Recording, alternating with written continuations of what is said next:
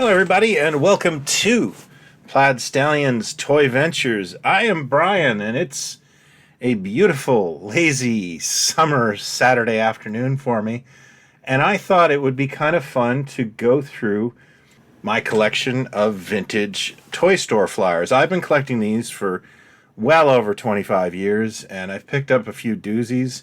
And what I love to do is scan and share them, and it's been a while since I did a video like this, and they're always kind of fun to do, and then I put them on the site. So I decided to choose today this wonderful Toys R Us flyer from 1981. 1981 was an amazing year for me. I was 10 years old. And there's a lot of really memorable old friends in this one, and it's a great time to be alive. So, as usual, I was going to do a slideshow of the actual book itself, and at the end I'll talk about some of the highlights for me in this book, and I would obviously love your feedback on this catalog. But this is a really fun time warp back to a simpler time. So strap in, folks. We are going back 41 years, to Toys R Us 1981. Here we go.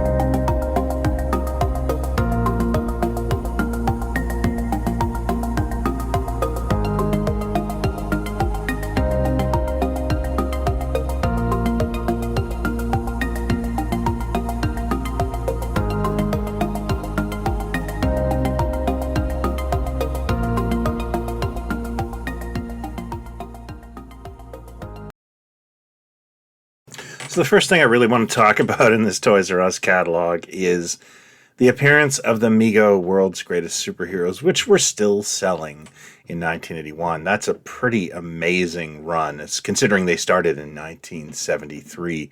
The nice thing about these figures is that they just had this evergreen status, even though by 81 they were starting to look a little esoteric.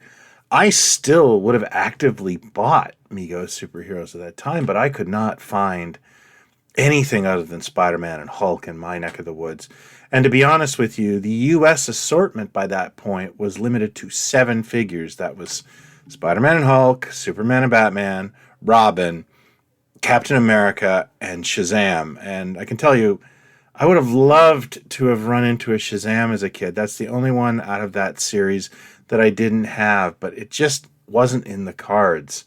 What a wonderful toy line. And of course, it would have its final year in 1982 before Migo faded out in 83. But I just love seeing them there, still hanging in there in 1981. 1981 was the first year for one of my absolute favorite toys of the 1980s, and that would be the Remco Universal Monsters figures, these 3 3/4 inch Star Wars sized figures of the Universal Monsters would have about a 3-year life. I think they would continue till about 1983, and they would return in glow-in-the-dark format. Just a fantastically fun little toy line, well sculpted, and you got all the monsters together. They did play sets, they did a Monsterizer. I have to do a dedicated Toy Ventures to this line. I love it.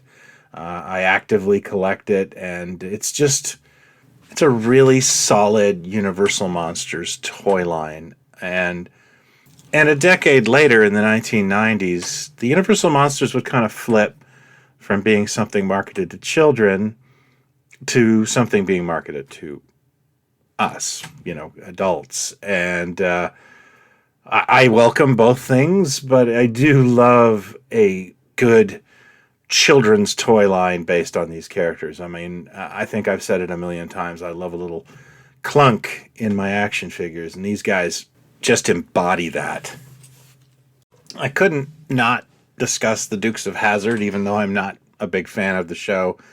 This was one of the bright points for Mego during this period. They were pretty much struggling, but they did have one of the hottest shows on television and one of the hottest boys action figure categories for 1981 with the Dukes. And that is something that a lot of people kind of tend to ignore, that there were bright spots, post passing on Star Wars, but Dukes was a massive hit for Mego. A couple of side notes here.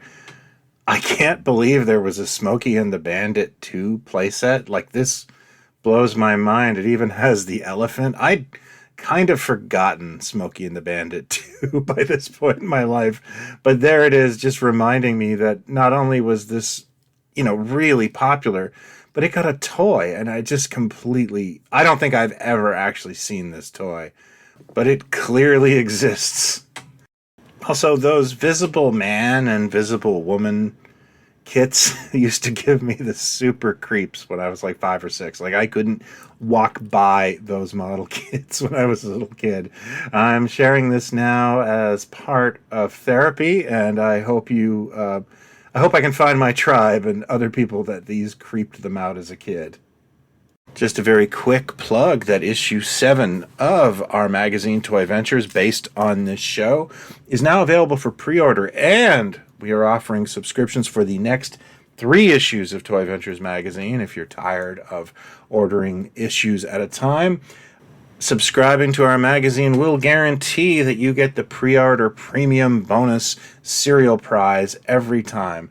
Details are below. Thank you for watching. So that's all the time I have this week on Toy Ventures. I hope you've enjoyed this stroll down memory lane of Toys R Us past. I would really like to ask you, what is the one toy out of this entire catalog that if you could have delivered to your door tomorrow, what would it be? What would you choose? I'm having a tough time deciding. It would probably be, Amigo, Superman, or Batman. But I would love to know, your thoughts on that. So let me know in the comments below, or you can hit me up at our Facebook group, which is called Pod Stallions, and it's a very chill vibe group, and I would love to have you talking toys. So thank you as always for watching. I hope if you're new to this, you'll consider hitting like and subscribe. This is the kind of stuff I put out. But until next time, be well, folks, and talk toys, not other people. Cheers.